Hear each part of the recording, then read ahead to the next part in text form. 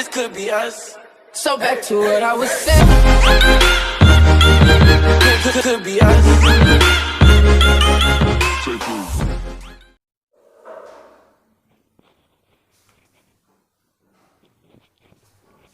Hello बच्चा बाटी, hello बच्चों। तो केमती अछ समस्ते? भल अछ ना? भाव समस्ते भल थी। ओके सो मु नायक समस्त को स्वागत करुच्ची नायक क्लासेस को, जोटा कि केवल गोटे यूट्यूब चैनल नुह। या द्वारा बहुत पिला स्पेशली 10th पिला माने CHSA रो हाई स्कूल रो से माने निज डाउट क्लियर कर परिबे भल से। और नोट मु एतरे जो नोट्स भी लिखुची सेटा तमे बहुत तम हेल्पफुल होबो हैला। निज डाउट भी क्लियर कर पे। आ जो माने भी आउ गोटे जिनस कहया चाहूँगी, बहुत पिला एजुकेशनटा पाई भी पैसा टिके अभाव भल आगे से क्लीयर हो पारना। से समझ जदि पार्टी आपण ये वीडियो जो मैंने देखते प्लीज दयाकोरी कौन ना कौन सोशल मीडिया आप्रे जदि शेयर करें नहले कि 10th पिला 10th पिला क्या भी शेयर करूँ। लाइक कथा मु कहूनी, लाइक कर तुम इच्छा है लाइक कर, इच्छा है लाइक न कर, किंतु सब पिला पाखे वीडियो पहुँचा दरकार। ओके ताहले जाएंगे कौन समस्ते फ्री एजुकेशन पाई परिवे। तो आ बेसी कथा कपी मु समय नष्ट करने चाहूनी। नाउ हम सो स्टार्ट करिया। हमर कौन कौन सज जाइछि मने पकाओ कौन कौन सच्ची ना आमर सच्ची 3टा विषय। आमर फिजिकल साइंस मु फास्ट ये ना लाइफ साइंस फास्ट सज जाइछि। लाइफ साइंस तुम फास्ट विषय सज जाइछि। तापरे टिके साउंड अबागे होछि कि गोटे मो पेटटा खाली पाटी करछि हैला। ओके माने हम फास्ट विषय सज देथिले बायोलॉजी रो। आज सेटा कोन बायोलॉजी रो फर्स्ट चैप्टर सच्ची। तापरे सथिला कोटा तापरे मु physical science row first chapter सज देछि। तमे सेटा या पर वीडियो रे चैनल लो जाकी देखि दबो। तापर पुणी आम सेकेंड चैप्टर सेक्शन भी ऑलमोस्ट सारी आलानी। आज गोटे पार्ट अच्छे तार ये जो श्वासक्रिया विषय रे हैला। श्वासक्रिया विषय ता पूर्व मु अलगा भी जिनस भी माने जहाँ डिस्कस करी ताकू सबू से चैप्टर सब जाक वीडियो रे अच्छी। तमें जाइए चैनल रु ए वीडियो पर चैनल रु जाइए से वीडियो भी देखिदब हैला। ए वीडियोटा देखिया खाली बसिकी देखिले किसी हेनी। वीडियोटा देखिया पूर्व स्पेशली स्टूडेंट्स माने निज नोट कॉपी बाहर करंतु आ ता संगे पेन भी नहीं नोट करंतु। जो जगह तुम कौन क्वेश्चन अच्छे बुझा कि जहाँ अच्छे कमेंट सेक्शन में लिखी जनातु है। नाउ स्टार्ट करिया। बहुत प्रोफेशन हो गला।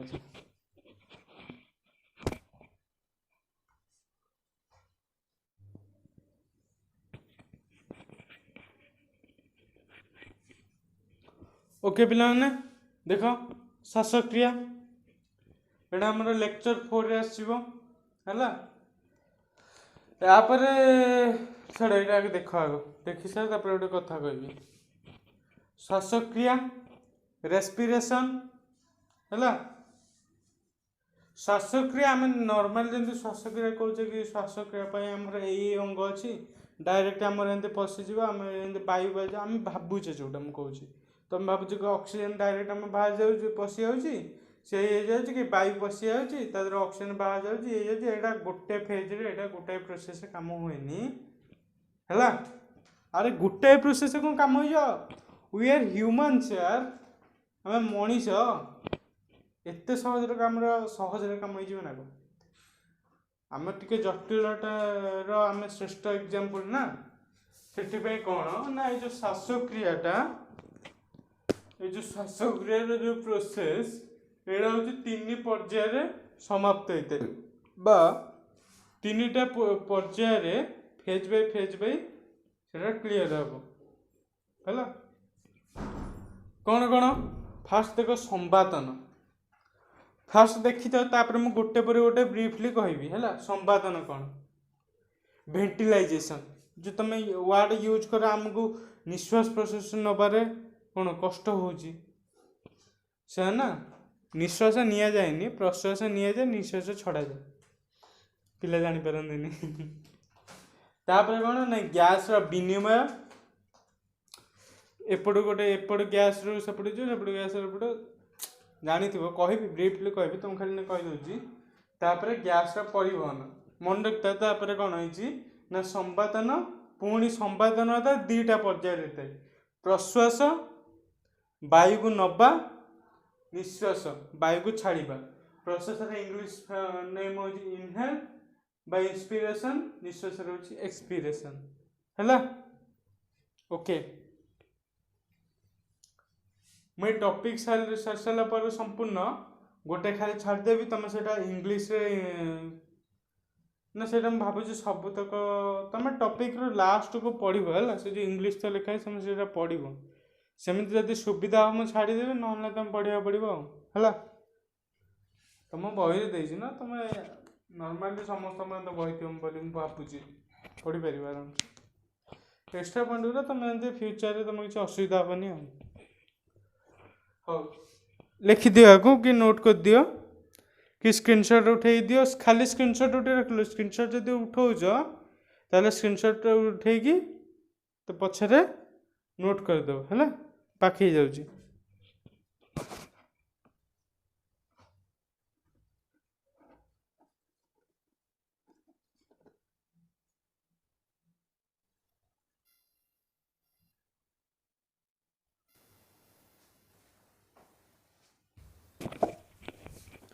तो देख संवादन संवादन कौन ना जीव मानकर मध्य जीव ने आम फास्ट आग देखिए ना मनीष मान भर हो नहीं अरे आग आम आम कर ना तापर आम चलला बाहर लोक देखिए स्वार्थपर मनीष ना आम ओके संवादन कौन ना जीव मान मध्य तथा मनुष्य मान मध्य देखा संवादन प्रक्रिया जो संवादन प्रक्रिया जो देखा जाए सेटा गोटे सेमती से प्लेनली हुए तुम कही से 2टा पर्याय होता है कौन कौन प्रश्वास निश्वास प्रश्वास माने होची वायु को नवा निश्वास माने वायु को छाड़ा है केत जो भूल भावती निश्वास माने वायु नवा निश्वास नि जाए के कहते कि निश्वास नि जाए निश्वास छड़ा जाए प्रश्वास नि जाए है। ब्रीफली देखी तो निश्वास कह फुसफुस मध्य को वायुर प्रवेश को प्रश्वास कहुए इंपोर्टेंट सर्ट क्वेश्चन पचार दे कि तुम ये भी दरकार फुसफुस मध्य को वायुर प्रवेश को प्रश्वास कहुए आ फुसफुस मध्य वायुर निर्गत बा वायुर प्रस्थान को निश्वास कहुए छोट पॉइंट कौन अच्छे पॉइंट कहल तापर कौन आउ गोटे यहाँ हूँ सबुठ इम्पोर्टाट पॉइंट आसो माने आसो तुम एग्जाम है जमी गोटे से भाया क्वेश्चन यहाँ जड़े सुस्थ व्यक्तिर प्रश्वास और निश्वास हार गोटे मिनिट की प्राय 15 ରୁ 20 थर जमी तुम क्वेश्चन आस मोर भी आसाला 10th है मुझे 15 ରୁ 20 थर इम्पोर्टाट जिनसा आपको नोट कर दियो कि स्क्रीनशॉट उठे नोट कर जहाँ कर कि तुम कॉपी रहा दरकार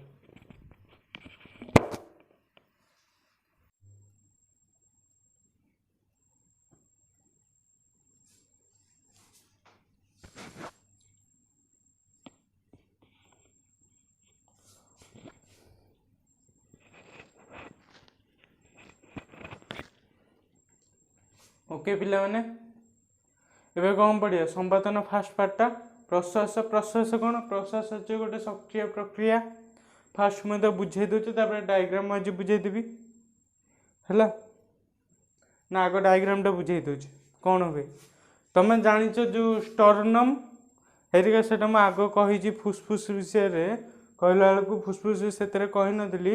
ଏ ଭିଡ଼ିଓର ପୂର୍ବରେ ଯେଉଁ ଗୋଟେ ଉଦ୍ଭିଦ ଶୋଷଣ ଯେଉଁ ଥିଲା ନା ଏ ଭିଡ଼ିଓର ଫାଷ୍ଟରୁ କହିଦେଉଛି ହେଲା, କହିଦେବି ସେ ଭିଡ଼ିଓ ହେଲା, ଫାଷ୍ଟରୁ କହିଦେବି, ନହେଲେ ସେଇଟା ବି ଦେଇଦେବି। ସେଇଟା ଏତେଟା ତାର ଖାଲି ଅବସ୍ଥିତିରେ ସେଇଟା ହେଲା। କ'ଣ ଯଦି ବି ଶୁଣ, ଯଦି ମୁଁ ନ କହିଲି ସେଇଟା ମନେ ନ ପଡ଼ିଲା ତମେ ତାକୁ ବହିରୁ ପଢ଼ିଦେବ। ସେଇଟା ସିମ୍ପଲ୍ ଜିନିଷଟା ତୁମକୁ ଦେଖେଇ ଦେଉଛି। ଦେଖ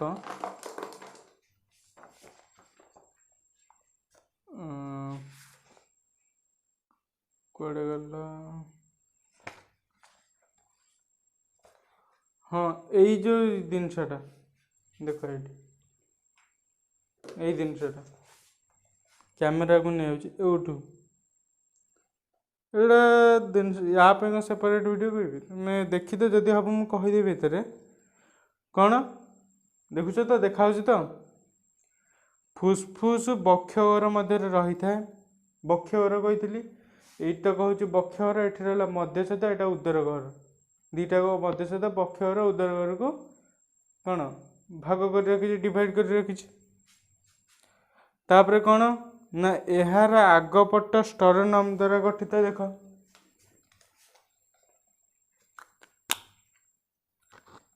କ'ଣ ଫୁସଫୁସ୍ ବକ୍ଷଗହ୍ୱର ମଧ୍ୟରେ ଥାଏ। ଏଇତକ ପଢ଼ିଦେବ ବହିରୁ ଆଉ 24 ପେଜ୍। ଆଉ ଏହା ଏକ ଫମ୍ପା କ'ଣ ଫମ୍ପା ପବନ ନିରୋଧୀ କୋଠରୀ। ଆର ଫୁସଫୁସ୍ର ଆଗପଟ ହେଉଛି ଷ୍ଟର୍ନମ୍ ଦ୍ୱାରା, ଆଉ ପଛପଟ ମେରୁଦଣ୍ଡ ଦ୍ୱାରା। ମନେ ରଖିଥାଏ, ଫୁସଫୁସ୍ର ଆଗପଟ ଷ୍ଟର୍ନମ୍ ଦ୍ୱାରା ଆଚ୍ଛାଦିତ ହେଇଛି, ପଛପଟ ମେରୁଦଣ୍ଡ ଦ୍ୱାରା।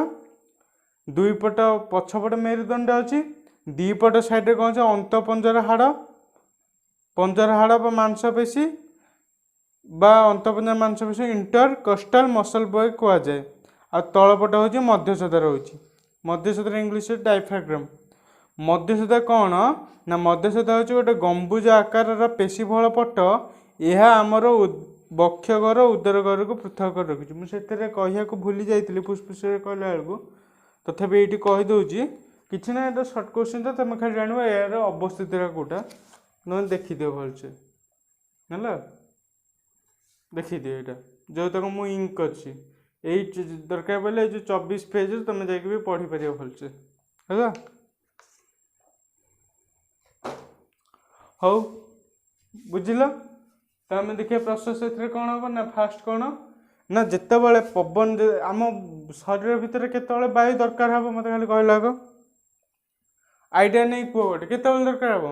ଧର ଆମ ଭିତରେ ଯେଉଁ ଯେତେବେଳେ ଅମ୍ଳଜାନ ଦରକାର ହେବ, କି ଯେତେବେଳେ ବାୟୁ ପଶିବ। ବାୟୁ କେମିତି ପଶିବ? ଗୋଟେ ବକ୍ସ ଭିତରେ, ଆ ଭିତରେ ବାୟୁ କେମିତି ପଶିବ? ଆ ଭିତରେ ଯଦି ବାୟୁ କମ୍ ଥିବ, ବାହାରରେ ଅଧିକ ଥିବ, ତାହେଲେ ପଶିବ ନା, ଉଚ୍ଚରୁ ନିଚକୁ ଯିବ। ବୁଝିପାରୁଛ ନା ନାହିଁ? ସେମିତି ଜଳଟାକୁ ଧରିଲେ ଉଚ୍ଚ ଜାଗାରୁ ନିଚକୁ ବହିବ, ଯେମିତି ସେଇ ଟାଇପ୍ର ଆଉ। ସେମିତି ଉଚ୍ଚ ଏଠି ଯେତେବେଳେ ଆ ଭିତରକୁ ପବନ ପଶିବ, ତାମାନେ ଫାଷ୍ଟ ଏଠି ପବନ କମ୍ ଥିବ, ବାହାରେ ଅଧିକା ଥିବ। ବାହାରେ ଯେତେବେଳେ ଅଧିକା ଥିବ, ଆ ଭିତରକୁ ପଶିଲା, ଆଉ ସାନ୍ଦ୍ରତା କମ୍ ଥିଲା। ଆ ଭିତରକୁ ପଶିଲା ବେଳେ ଯେତେବେଳେ ପ୍ରଶ୍ୱାସ ହେବ, ସେତେବେଳେ କ'ଣ ବକ୍ଷଗହ୍ୱରଟା ଫୁଲିଯିବ, ଉଦରଗହ୍ୱରଟା ସଙ୍କୁଚିତ ହେଇଯିବ। ଏଇ ଟାଇପ୍ର ଆସେ। ଦେଖ ମୁଁ ନେଉଛି ପ୍ରାକ୍ଟିକାଲ, ଦେଖ ଦେଖିଲେ ତ, ମୋ ବକ୍ଷଗହ୍ୱର କ'ଣ ଫୁଲି ଯାଉଛି, ଉଦରଗହ୍ୱର ସଙ୍କୁଚିତ ହେଇଯାଉଛି, ଅନ୍ତଃପଞ୍ଜରା ମାଂସପେଶୀ ବି ସଙ୍କୁଚିତ ହେଇଯାଉଛି, ଉପରକୁ ଉଠି ଯାଉଛି। ମଧ୍ୟଚ୍ଛେଦ କ'ଣ, ମଧ୍ୟଚ୍ଛେଦ ଏମିତି ଗମ୍ବୁଜ ଆକାରରେ ଥିଲା, ମଧ୍ୟଚ୍ଛେଦ ଏମିତି ଯେତେ ପ୍ରଶ୍ୱାସ ନେଉଛି, ଏଇଟା ଏମିତି ସିଧା ହେଇଯାଉଛି ନା ନାହିଁ? ଇମାଜିନ୍ କର ହେଲା। ଫୁସଫୁସ୍ ତାପରେ ସରିଲା, ଦେଖିଲେ ଏ ଭିତରେ ପଶେ। ଏଇଟା ହେଉଛି ଅନ୍ତଃପଞ୍ଜରା ମାଂସପେଶୀ, ବକ୍ଷଗହ୍ୱର ହେଉଛି ଏଇଟା, ଏଇଟା ହେଉଛି ମେରୁଦଣ୍ଡ ତମର ହେଲା। ମୁଁ ଦେଇଦେଇଛି, ଏଇଟା ହେଉଛି ମେରୁଦଣ୍ଡ, ଆଉ ଏଇଟା ହେଉଛି ଉଦରଗହ୍ୱର। ଏଇଟା ହେଉଛି କ'ଣ ନା ମଧ୍ୟଚ୍ଛେଦ ତମର। ଏଇଟା ଉଦରଗହ୍ୱର ବକ୍ଷଗହ୍ୱରକୁ ପୃଥକ କରି ରଖିଛି। କ'ଣ କହିଲା ମୁଁ ଏଠି ଯେତିକି ବୁଝେଇଲି, କ'ଣ କହିଲା ଜାଣିଲ? ମାନେ ଆ ଭିତରକୁ, ଏଇଟା ହେଉଛି ବକ୍ଷଗହ୍ୱର ଭିତରକୁ ବାୟୁ ପ୍ରବେଶ କରିବ କେତେବେଳେ ନା ଯେତେବେଳେ ବକ୍ଷଗହ୍ୱର ଭିତରେ ବାୟୁ କମ୍ ଥିବ ସେତେବେଳେ ଆ ଭିତରୁ ପ୍ରବେଶ କରିବ ହେଲା। ପ୍ରବେଶ କରି ଉଦର ଗହ୍ୱର ପଟେ ବାହାରିବ। ସରି ବାୟୁ ପ୍ରବେଶ କରିବ, ତାପରେ ଫୁସଫୁସ୍, ଏହା ଭିତରେ ଯେଉଁ ଫୁସଫୁସ୍ ଥିବ ମନେ ରଖିଥା ବକ୍ଷଗହ୍ୱର ଭିତରେ ହିଁ ଫୁସଫୁସ୍ ହୃତ୍ପିଣ୍ଡ ସବୁ ରହିଛି। ଉଦର ଗହ୍ୱରରେ କେବଳ ଆମ ପେଟ ଅଛି, ତାପରେ ତ ଉଦର ଗହ୍ୱର ଯାହା କିଡନୀ ମିଡନୀ ଯାହା ଅଛି ତମେ ଜାଣିଥିବ ପାକସ୍ଥଳୀ ହେରିକା ଆଉ ହେଲା। ଏବେ ଏଠି କ'ଣ ଲେଖିଲା କହିବା, ଏମିତି ଯଦି ପଢ଼ିବ ପ୍ରଶ୍ୱାସ ନିଶ୍ୱାସ ପଢ଼ି ସମ୍ପାଦନ ପ୍ରକ୍ରିୟା ପଢ଼ି ଯଦି ପଢ଼ିବ ଖାଲି 3 ମାର୍କ, ନହେଲେ ଶ୍ୱାସକ୍ରିୟା ପଢ଼ିଲେ ସମ୍ପାଦନରେ ଲେଖିବ, ପ୍ରଶ୍ୱାସ ନିଶ୍ୱାସ ଲେଖିବ, ଗ୍ୟାସ୍ ବିନିମୟ ଗ୍ୟାସ୍ ପରିବହନ ବି ଲେଖିବ ହେଲା। କ'ଣ ଦେଇଛି ନା ଫୁସଫୁସ୍ ମଧ୍ୟକୁ ବାୟୁର ପ୍ରବେଶକୁ ପ୍ରଶ୍ୱାସ କୁହାଯାଏ। ଡେଫିନେସନ୍ ପ୍ରଶ୍ୱାସ ସମୟରେ ବୁଝିପାରିଲ, ଡେଫିନେସନ୍ ସେଥିରେ କହିଥିଲି ଆଉ ଥରେ ଲେଖିଦେଲି। ପ୍ରଶ୍ୱାସ ସମୟରେ କ'ଣ ହେଇଥାଏ ମୁଁ ଯାହା ଯାହା ବୁଝେଇଲି ଦେଖ କ'ଣ ଲେଖିଛି। ଅନ୍ତଃପଞ୍ଜରା ମାଂସପେଶୀର ସଂକୋଚନ, ଉଦରୀୟ ମାଂସପେଶୀର ଶିଥିଳନ, ଶିଥିଳିତ ହେଇଯାଏ ମାନେ କ'ଣ ଟେକି ହେଇଯାଏ, ବେଶୀ ସଂକୁଚିତ ହେଇଯାଏ, କମିଯାଏ, ସେଇଟା ଶିଥିଳନ ଘଟିଥାଏ। ଯାହା ଫଳସ୍ୱରୂପ କ'ଣ ହୁଏ ନା ମଧ୍ୟଚ୍ଛଦର ମାନେ ନର୍ମାଲ ସେଇଟା କ'ଣ ରୁହେ ନା ଗମ୍ବୁଜ ଆକାର ରୁହେ। ଗମ୍ବୁଜ ମାନେ ଏମିତି ରହିଥିବ ଆଉ ଏମିତି ଟାଇପ୍ର, ଗମ୍ବୁଜ ମାନେ ଏଇ ଟାଇପ୍ର ଏମିତି ରହିଥିବ ମଧ୍ୟଚ୍ଛଦଟା ହେଲା। ଦେଖ ଏଇଠି ଏଇ ଟାଇପ୍ର ରହିଥିବ, ଏପଟେ ବକ୍ଷଗହ୍ୱର ଏପଟେ ଉଦର ଗହ୍ୱର ହେଲା।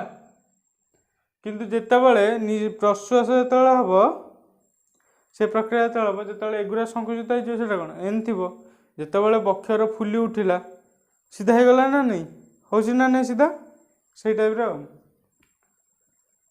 ସଳଖ ବା ସମତଳ ହୋଇଯିବ।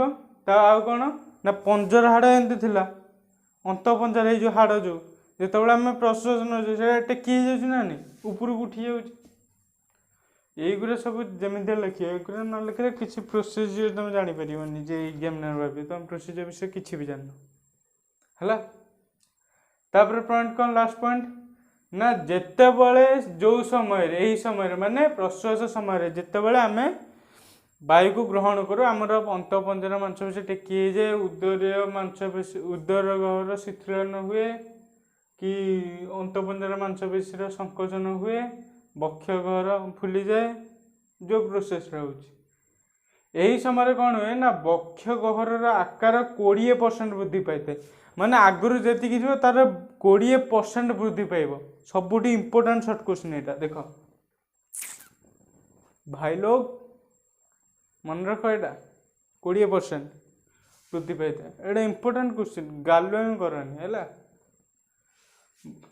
ଏହି ସମୟରେ ବକ୍ଷଗହ୍ୱର ଆକାର 20% ବୃଦ୍ଧି ପାଇବା ସହ ବକ୍ଷଗହ୍ୱର ଫୁସଫୁସ୍ ମଧ୍ୟସ୍ଥ ବାୟୁଚାପ 20% ବୃଦ୍ଧି ପାଇଲା। କ'ଣ ଦେଖେ କେତେବେଳେ ତା ଭିତରୁ ଯିବ, ଏଡ଼ିଟା ଜାଗା ଥିଲା ବାୟୁ ଏତିକି ଥିଲା, ଯେତେବେଳେ ତାର 20% ବୃଦ୍ଧି ପାଇଲା ମାନେ ଏତିକି ବଡ଼ ଜାଗା ହେଲା, କ'ଣ ହେବ ଅଧିକ ଜାଗା ହେଲା ବାୟୁ କମିଗଲା, ତାମାନେ ଏଥରକ ବାହାର ବାୟୁ ଭିତରକୁ ଆସିପାରିବ, ଜାଗା କଣ୍ଟେନରଟା ବଡ଼ ହୋଇଗଲା।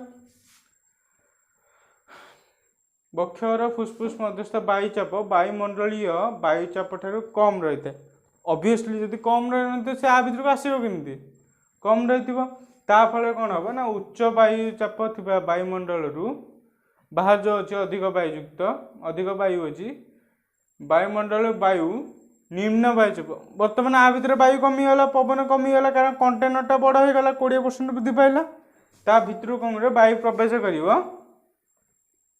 ବାୟୁଚାପ ଥିବା ଫୁସଫୁସ୍ ମଧ୍ୟକୁ ପ୍ରବେଶ କର।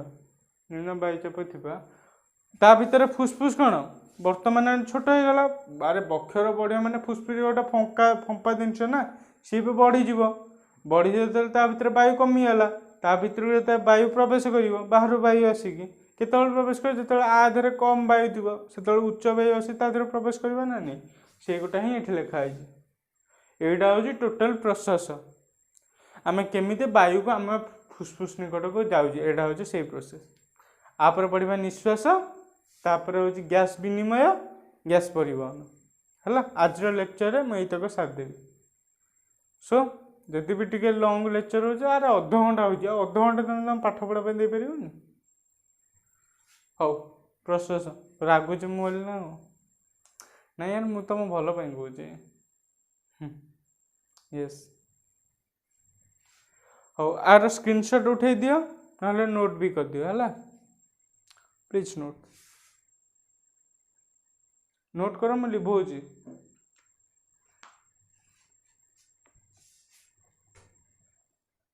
Three two and one.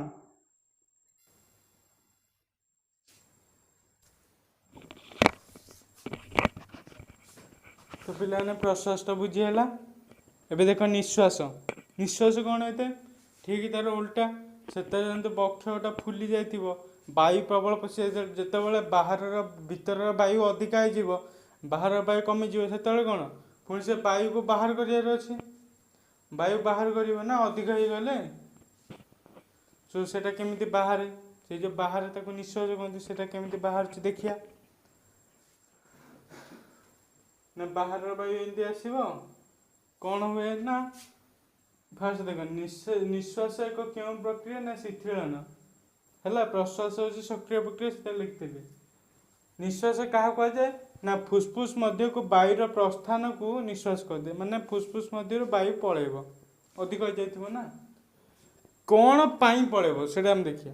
Okay ना यही समय रे मध्य छदा अंतपंजर मांसपेशी शिथिलन घटी था, मान से कमी जाता जो बढ़ी जाते प्रश्वास कमिजे सह उदरीय मांसपेशी संकोचन घटी था, माने से कौन उदर मांसपेशी जाकी जाता ना प्रश्वास बेले तापर आस्ते आस्ते जो जाकी जाता पुणी आस्ते आस्ते पूर्व अवस्था को पलि आसो, जो पूर्व अवस्था आसो से कौन बक्षर आकार जो 20% वृद्धि पाई कमिज नॉर्मल अवस्था को आसो।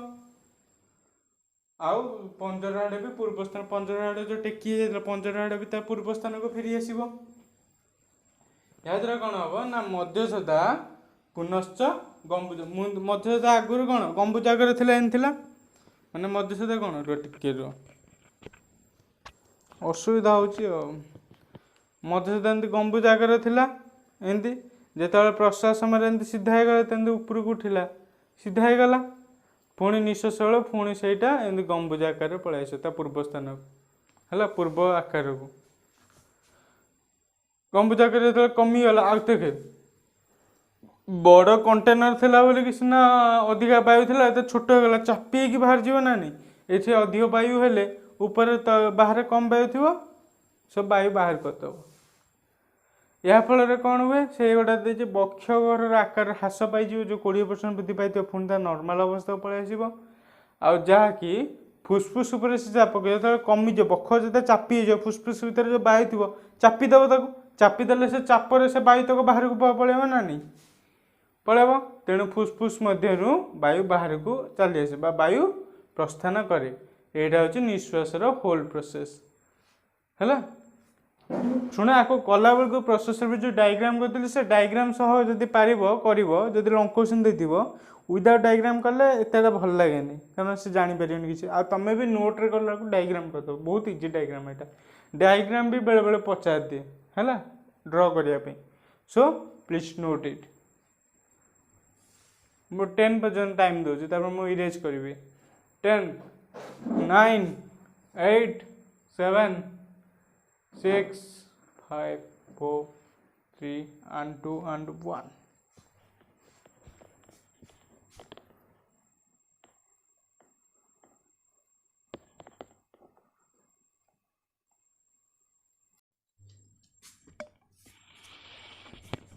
तो एबे देखिए गैस विनिमय कौन गैस विनिमय जापर माने ता भितर अम्लजान अंगारकाम्ल विनिमय होता माने अम्लजान गोटे गोटे जाते अंगारकाम्ल गोटे गोटे आसो है पढ़िया कौन देखे ये सब इम्पोर्टाट ये तुम नोट्स कर तुम लंकोशन आसे श्वासक्रिया गैस विनिमय कौन ना फुसफुस मध्य को वायु प्रवेश करे है वायु प्रवेश करे प्रश्वास प्रश्वास कलापर से कोटरिका गुड़िक जो गोल गोल टाइप कोटरिका थाए वायु द्वारा कौन पूर्ण हो जाए है कोटरिका गुड़िक वायु द्वारा पूर्ण हो जाए कौन ना साधारणतः बाहर वायु रे अम्लजान सांद्रता कौन यहाँ सर्ट क्वेश्चन पड़ पारे अम्लजान सांद्रता अधिक अंगारकाम्ल सांद्रता बहुत कम जान 0.03% ना कौन ଆଉ ସେଇ ସମୟରେ କ'ଣ ହୋଇଥାଏ ନା ଆମ କୋଟରିକାକୁ ଘେରି ରହିଥିବା ରକ୍ତ ଜାଲକ ମଧ୍ୟରେ ଯେଉଁ ରକ୍ତ ପ୍ରବାହିତ ହୋଇଥାଏ ସେଥିରେ କ'ଣ ଅମ୍ଳଜାନ ସାନ୍ଦ୍ରତା ପୁରା କମ୍ ଥାଏ, ଅଙ୍ଗାରକାମ୍ଳର ସାନ୍ଦ୍ରତା ଅଧିକ କ'ଣ ପାଇଁ ଥାଏ ନା ଆମ ବଡ଼ିର ଶୋଷଣ ପ୍ରକ୍ରିୟା ହେଇଯାଇଥାଏ। ଯେତେବେଳେ ଆମ ଶରୀରରେ ଶୋଷଣ ପ୍ରକ୍ରିୟା ହେଇଯାଏ ଅଙ୍ଗାରକାମ୍ଳକୁ ସେ ବିନିଯୋଗ କରିଦିଏ, ଅମ୍ଳଜାନକୁ ବିନିଯୋଗ କରି ଅଙ୍ଗାରକାମ୍ଳ ବାହାର କରେ। ଅମ୍ଳଜାନ ସର୍ଟେଜ ପାଇଲା, ଅଙ୍ଗାରକାମ୍ଳ ଅଧିକ ହେଲା, ତ ଅଙ୍ଗାରକାମ୍ଳ ବାହାରରେ କମ୍ ଅଛି, ଅଙ୍ଗାରକାମ୍ଳ ଶରୀର ଭିତରେ ଅଧିକ ଅଛି, ସେଥିପାଇଁ ଅଙ୍ଗାରକାମ୍ଳଟା ଶରୀର ଭିତରୁ ବାହାରକୁ ଯିବ, ଅମ୍ଳଜାନଟା ଯେହେତୁ ଶରୀର ଭିତରେ କମ୍ ଅଛି ବାହାରର ଅଧିକ ଅଛି, ବାହାର ମାନେ ଯେଉଁ କୋଟରିକାରେ ଅଧିକ ଅଛି କୋଟରିକାରୁ ଆସିବ ରକ୍ତଜାଲକ ଦ୍ୱାରା। ହେଲେ ଏଠି କ'ଣ ହେଲା ରକ୍ତଜାଲକ କୋଟରିକା ଏହା ମଧ୍ୟରେ ଅମ୍ଳଜାନ ଆଉ ଅଙ୍ଗାରକାମ୍ଳର ବିନିମୟ ହେଲା ନା ନାହିଁ, ୟାକୁ ଅମ୍ଳଜାନ ଦେଲା ସିଆକୁ ଅଙ୍ଗାରକାମ୍ଳ ଦେଲା, ବୁଝିପାରୁଛ ନା ନାହିଁ, ସେଇଟା ହେଉଛି ବିନିମୟ। କ'ଣ ଲେଖିଲା ନା ଉଭୟ କୋଟରିକା ଓ ରକ୍ତଜାଲକ ମଧ୍ୟରେ ଥିବା O2 ଓ CO2 ଗ୍ୟାସ୍ ଅମ୍ଳଜାନ ଅଙ୍ଗାରକାମ୍ଳର ସାନ୍ଦ୍ରତାରେ ଭିନ୍ନତା ଦୁଇଠାରେ କାହାଠାରେ ଅମ୍ଳଜାନ ଅଧିକ ଅଛି, କାହାଠାରେ ଅକ୍ସିଜେନ୍ ଯେଉଁ ଅଙ୍ଗାରକାମ୍ଳ କମ୍ ଅଛି, ଆଉ କାହାଠାରେ ଅମ୍ଳଜାନ କମ୍ ଅଛି ଅଙ୍ଗାରକାମ୍ଳ ଅଧିକ ଅଛି। ହେଲା, ସାନ୍ଦ୍ରତାର ଭିନ୍ନତା ଯୋଗୁଁ କୋଟରିକା ମଧ୍ୟସ୍ଥ ବାୟୁ ଓ ରକ୍ତଜାଲକ ମଧ୍ୟରେ କ'ଣ ନା ବିଶରଣ ପ୍ରକ୍ରିୟା ଘଟିଥାଏ। ମନେ ରଖିଥାଏ ଯେଉଁଠି ସାନ୍ଦ୍ରତାର ଭିନ୍ନତା ଦେଖାଯାଉଛି ସେଠି ଯେମିତି ହେଲେ ବିଶରଣ ପ୍ରକ୍ରିୟା ଘଟିବ। ହେଲା, ମନେ ରଖିଥାଏ ଏଇଟା। ବିଶରଣ ପ୍ରକ୍ରିୟା ଘଟିଲେ କ'ଣ ହେଲା ନା ବିଶରଣ ପ୍ରକ୍ରିୟା ଗୋଟେ ଅମ୍ଳଜାନ ଅଙ୍ଗାରକାମ୍ଳ ଗ୍ୟାସ୍ର ବିନିମୟ ହେଇଗଲା। ମେନ୍ କାମ ଗ୍ୟାସ୍ ବିନିମୟ ଏଠି ମାନେ ଅମ୍ଳଜାନ ଅଙ୍ଗାରକାମ୍ଳର ବିନିମୟ ହେଉଛି। ତାପରେ କ'ଣ ନା ଅମ୍ଳଜାନ ଫୁସଫୁସର କୋଟରିକାରୁ ରକ୍ତ ମଧ୍ୟକୁ ପ୍ରବେଶ କଲା, ଡେଫିନେଟଲି ରକ୍ତ ମଧ୍ୟକୁ ପ୍ରବେଶ କଲା କାରଣ ରକ୍ତରେ ଅମ୍ଳଜାନ ସର୍ଟେଜ ଥିଲା, ଆଉ ରକ୍ତ ମଧ୍ୟରୁ ଅଙ୍ଗାରକାମ୍ଳ ଗ୍ୟାସ୍ ଫୁସଫୁସ ମଧ୍ୟରୁ ବାହାରକୁ ଆସିଲା। ରକ୍ତ ଭିତରେ ଅଙ୍ଗାରକାମ୍ଳ ଗ୍ୟାସ୍ ଅଛି ନା, ଯେ ସେଥିପାଇଁ ସିଏ କ'ଣ ବାହାରକୁ ପଳେଇ ଆସିବ, ଅମ୍ଳଜାନ ପଶିବ ବାହାରକୁ ପଳେଇ ଆସିବ, ବାହାରକୁ ଆସିଲା, ବାହାରକୁ ପଳେଇ ଆସିବ ଅଙ୍ଗାରକାମ୍ଳ, କ'ଣ ହେଲା ନା ଅମ୍ଳଜାନ ଗୋଟେ ଗୋଟେ ଭିତରକୁ ଗଲା, ଅଙ୍ଗାରକାମ୍ଳ ବାହାରକୁ ଆସିଲା, ମାନେ ଗୋଟେ ଗ୍ୟାସ୍ ବାହାରକୁ ଗଲା ଆଉ ଗୋଟେ ଗ୍ୟାସ୍ ଭିତରକୁ ଆସିଲା। ଏଇ ଟୋଟାଲ ପ୍ରୋସେସକୁ ଗ୍ୟାସ୍ ବିନିମୟ କୁହାଯାଏ। ଆପରେ ଗୋଟେ ପଡ଼ିଆ ଲାଷ୍ଟ ପାର୍ଟ ଗ୍ୟାସ୍ ପରିବହନ ହେଲା, ତାପରେ ଏଣ୍ଡ ଅପ୍ କରିବା। ଓକେ, ଆକୁ ନୋଟ୍ କରିଦିଅ, ନହେଲେ ସ୍କ୍ରିନଶଟ୍ ଉଠେଇକି ବି ଖାତାରେ ଲେଖିଦିଅ। ନୋଟ୍ କରିଦିଅ, ମୁଁ 3 ସେକେଣ୍ଡ ଦେଉଛି କି 10 ସେକେଣ୍ଡ ଦେଉଛି। 10, 9, 8, 7, 6, 5, 4, 3, 2 and 1.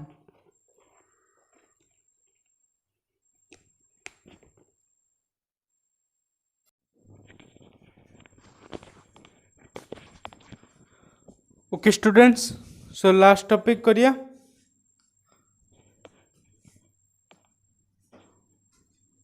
कौन ना गैस परिवहन आम पढ़ले, संवादन पढ़ले, श्वासक्रिया गैस विनिमय पढ़ले, गैस परिवहन लास्ट देख किसी ना पूरा सिंपल जिनस कौन ना रक्तर लोहित कणिका आरबीसी, रक्तर लोहित कणिका लोहित रक्त कणिका कौन कह आरबीसी रेड ब्लड कर्पसेल्स से कौन रही है ना हिमोग्लोबिन। यहाँ गोटे अति इंपोर्टेंट शॉर्ट क्वेश्चन, प्लीज या मन रख, जहाँकि अम्लजान जो आसो से आइले ना रक्त कणिका अम्लजान ग्रहण कला, अम्लजान ग्रहण कले ये कौन हम ना ऑक्सी हिमोग्लोबिन परिणत हुए, यहाँ भी शॉर्ट क्वेश्चन पचारे। तापर कौन हम ऑक्सी हिमोग्लोबिन परिणत होगा, ऑक्सी हिमोग्लोबिन पुणी कौन हम ना ऑक्सी हिमोग्लोबिन रक्त माध्यम कौन आम शरीर को आउची ना नहीं, शरीर प्रत्येक कोष निकट को पहुँचुची रक्त माध्यम गोटे फ्लोइंग एजेंट रक्त एवं पहुँची से कौन हम ऑक्सी हिमोग्लोबिन पुणी भांगी ऑक्सीजन हिमोग्लोबिन अलग अलग हो, ऑक्सीजन बा अम्लजान हिमोग्लोबिन भांगी जाए, पुणी कौन हम से जो हिमोग्लोबिन तो पलैला से जो अम्लजान अम्लजान पुणी कौन हम प्रकृत में कौन होता है ना हिमोग्लोबिन माने कौन है ना ऑक्सी जो हिमोग्लोबिन टा पलैब ऑक्सीजन केवल रही। से अम्लजान कौन हम देखा ना से अम्लजान कोष मान मध्य को प्रवेश कर ଯେତେବେଳେ ସେ ଯେଉଁ ରକ୍ତଟା ହିମୋଗ୍ଲୋବିନ୍ ପଳାଇବ ଅମ୍ଳଜାନ ଏକୁଟିଆ ରହିବ, ଯେଉଁଟାକି ସେ କୋଷମାନଙ୍କ ମଧ୍ୟ ପ୍ରବେଶ କରିବ। ତାପରେ କ'ଣ କରିବ, ବେଶୀ ସ୍ପିଡ଼ ହେଉନି ତ, କଣ୍ଟ୍ରୋଲ କରିବ। ସେହି ଅମ୍ଳଜାନ କୋଷମାନଙ୍କ ମଧ୍ୟ କ'ଣ କରିବ, ପ୍ରବେଶ କଲା ହେଲା।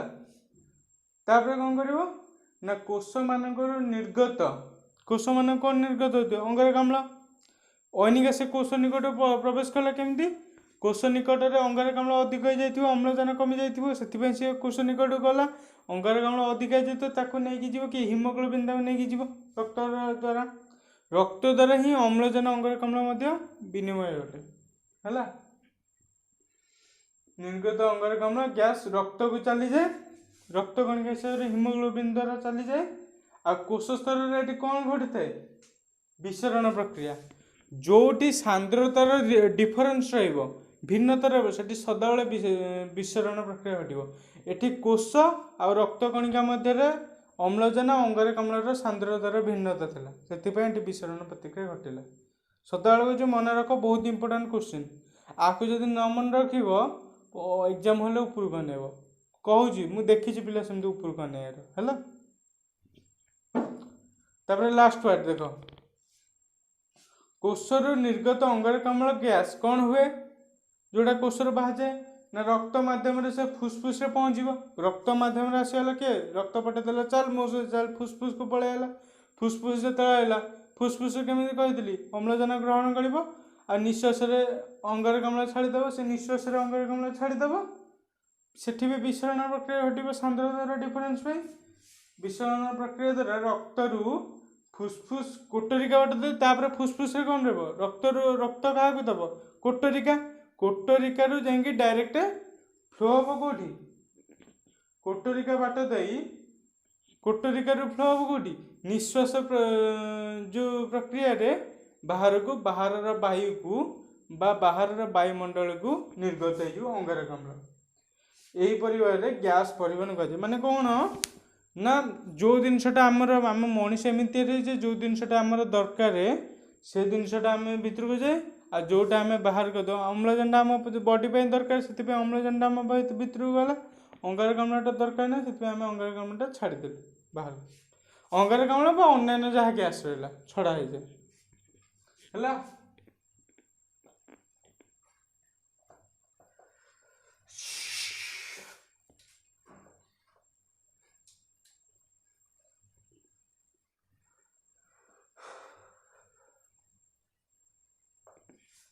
सो एसत तुम वीडियो भी आज सरीगला। आउ गोटे वीडियो रे तुम सबजा पार्ट सरजीव है। पढ़ भल आगे है, कौन कह बहुत परिश्रम हो यार, बट कहीं देखुना वीडियो तुम्हें से गोटा ही बेस हट कर। सो मु आशा रखुच्छी भगवान पाखे जमी तुम पाठ पढ़ापढ़ी भल था, भलरे होता और समस्त भल कर एग्जाम रे। Best of luck, good bye. आउ एपर्यंत वीडियो देखि तुम समस्त को बहुत बड़ा thanks you a lot. Okay, bye bye bye, take care.